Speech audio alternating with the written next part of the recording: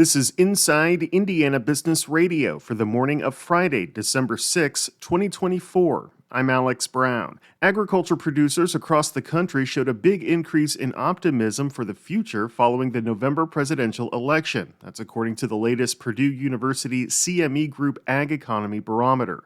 Purdue's Jim Mintert says respondents were asked both before and after the election about the impact of environmental regulations. Compared to before the election, only 10% of the people in the survey thought environmental regulations affecting agriculture would be less restrictive. After the election in November, 55%. A huge swing. 1/3 of November's respondents said they expect their operation to be better off financially a year from now, compared to 19% who felt that way in October. Under pressure to keep up with soaring demand for drug treatments for obesity, diabetes, and other diseases, Eli Lilly and Company is planning a $3 billion expansion of a Wisconsin manufacturing plant that it acquired earlier this year. The company says it plans to start work on the expansion next year, a move that will mark the company's single largest U.S. manufacturing investment outside of Indiana. The National Park Service this week added the Arts United Center in Fort Wayne to its National Register of Historic Places with National Significance, signaling the venue's value to the community as a place worth of preservation. The designation comes as a $40 million expansion and modernization of the downtown Fort Wayne Center is underway.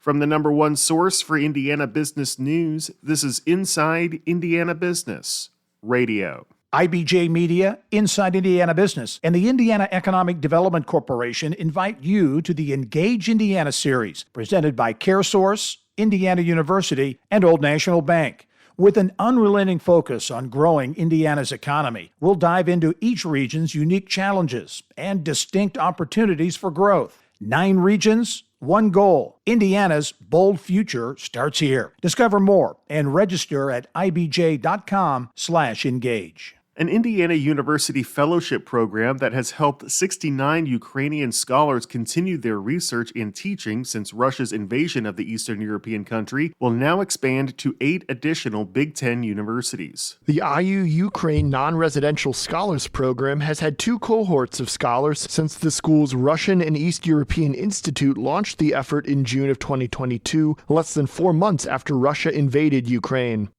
The program gives cash stipends and online resources to help participants continue their studies.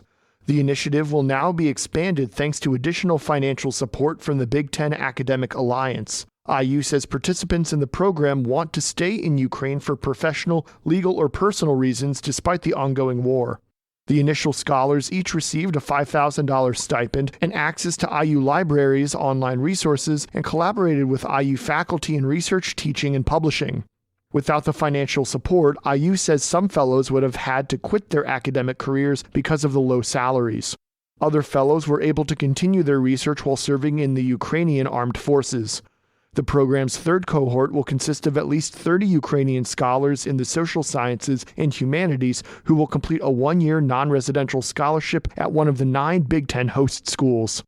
The additional Big Ten universities joining IU are Penn State, Ohio State, Illinois, Michigan State, Michigan, Wisconsin, Washington, and the University of Maryland.